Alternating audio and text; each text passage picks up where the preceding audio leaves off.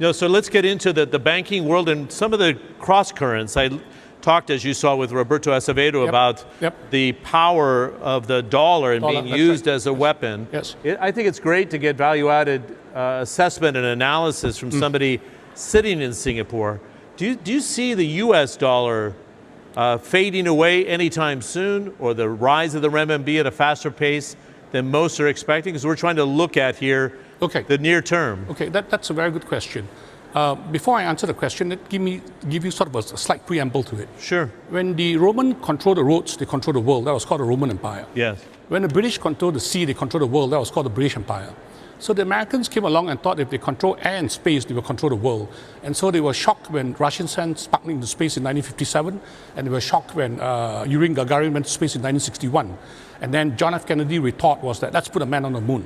And actually, because of that race, in 1969, the Apollo 11 landed on the moon. And that was really the start of the third industrial revolution, which was the digital age. Now, I digress a little bit from your question. Makes sense. I follow you. But the reason why why today is the American empire is really because of the US dollar. President Nixon, I don't know whether he realized it, when he depacked US dollar from gold, which gave America the ability to print money, it really made America the most powerful nation in the world. You look at QE1, you look at QE2, you look at QE infinity. I know. Not billions, not hundreds of billions, the trillions of dollars that's being printed. It's probably backed by the paper it's printed on. So, put simply, it's backed by confidence and confidence alone. Now, to touch on an earlier point about weaponization. It's backed by confidence and confidence alone. I really liked how he said when Rome controlled the roads, they controlled the world. When the Britain Empire controlled the seas, they controlled the world. We call that the British Empire. And the US thought if we controlled air and space, that we would be able to control the world. What happened in 1972? We got taken off the gold standard. And like Sam S. Lim from DBS Bank just said in this clip so eloquently, that gave the US immense power because they theoretically became the most powerful country, right? We could print unlimited money. Today, we're seeing the repercussions of that. And what has happened since 1972? Massive robbery from the middle class. Your bank account might have showed the same balance in dollar value, but the purchasing power has gone down vastly. Guys, there's rumors about an SEC settlement potentially today. I'm going to get into all of that, but really quick, we give away $10 in XRP every day on the channel. Enter the giveaway, like the video, subscribe with notifications on, and comment anything in the YouTube comments below. And if you need a spot to get XRP or other digital assets, I recommend Uphold. It's simple, sleek, secure, and it's my spot for digital assets. Link is in the video description below if you want to check out Uphold. A reminder about how powerful Ripple is and all the connections and networking they've been doing behind the scenes. For 12 years now, Ripple has been building their enterprise blockchain solutions. And people say, what's stopping a Microsoft, a JP Morgan, a Wells Fargo, a Bank of America from creating a comparable product to Ripple and just putting them out of the market? Well, nothing's stopping them from that, but specialization is key. And these big banks specialize in banking, not blockchain. And that's why Ripple's going to succeed. They've been at it for 12 years and they have a long, steady lead. And right here, I have a clip from Brooke Entwistle. This guy, Brooke Entwistle, used to work at Uber. He went to Harvard Business School, and now he's a senior vice president at Ripple. But before I get into that, let's talk about this potential settlement. So this is from like an hour ago. It's been taking all over Twitter, and people are speculating, is it a Kraken settlement or a Ripple settlement? SEC to make a potentially big announcement tomorrow. Let's see what they have to say. Regulators have been keenly observing the cryptocurrency space for some time now. To cater to the changing market conditions and to protect investors, they have been tweaking existing regulations. Additionally, they have not been hesitating from adding new ones and expanding the scope. Alongside enforcement action is also being taken to curb illegal activities and uphold justice, right from issuing search warrants, blah, blah, blah, blah. Citing unnamed sources, Fox Business journalist Eleanor Tourette recently asked people from the community to brace themselves for a potentially big announcement from the SEC tomorrow. She says, scoop.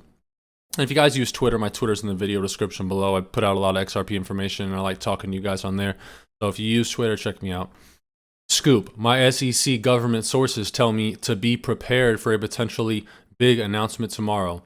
Could it have something to do with the Kraken exchange settlement following a closed meeting at 2 p.m.? Could settlement terms have industry ramifications? We will see. Now, a journalist could be lying, but that would be bad for her journalistic integrity if she comes out and says, oh, there's going to be a big SEC announcement tomorrow, and there's nothing. So whether it has to do with Kraken or Ripple, there's a lot of speculation going on right now, but ultimately we'll just have to wait until tomorrow. Moving forward, we have whalechart.org. He has 250 followers on Twitter. He's doing what I was just saying. This has 250,000 views, going semi-viral in the crypto community. Leak reveals that SEC will make a major announcement today. Ripple or Kraken settlement? Question mark.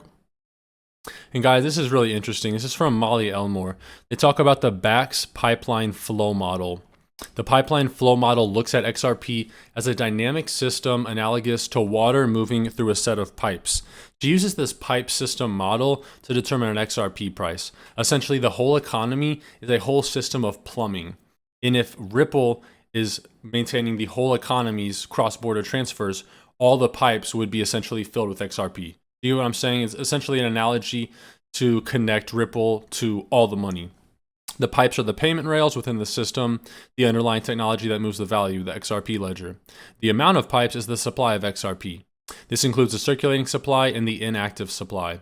The diameter of the pipe is the price of XRP. And she goes back to this total global asset value of 5.5 quadrillion. Now, a lot of people in the community are going to push back on this and say this is absolutely absurd to look at a $3,500 XRP price. But you got to keep in mind, if I told you in 2010 that $1 of Bitcoin would be worth $6.9 million at the height of the bull market a year and a half ago, I would call myself crazy. And I'm not saying XRP is going to hit $3,500. But at the same time, we got to realize what asset class we're in, and it's the highest appreciating asset class of all time. Yes, the market's down a lot right now. It might go down more, but volatility is the price you pay for the highest appreciating asset in history. You have never been able to make returns like this. Now, we do know there is a total amount of global assets worldwide that is in the trillions and quadrillions. Where XRP's price ends up, I don't know. But with this whole economy and where things are going with inflation and this liquidity crisis, it's not hard to think double digit, triple digit, even quadruple digit XRP somewhere in the future. And Ripple now dominates Australian crypto exchange volumes. San Francisco-based Ripple issues cryptocurrency for international remittance. And for the 24 hours from Wednesday, the token accounted for 82% of all cash volume on the Independent Reserve Exchange and 62% of all cash volume across Melbourne-based Bitcoin markets. We're seeing XRP in a bunch of different corridors, whether it's Southeast Asia, recently in Africa, 60% of all mobile payments are now going through XRP and Ripple. And now we have Australia now being dominated by Ripple. Good stuff to see. If you guys are watching the video still, you made it to the end. Thank you for watching the full video. It supports the channel a lot. Comment Australia in the comment section below if you're still listening. I do appreciate your support and do let it be known. I really do appreciate you guys. Have a great day. God bless you. Until next time.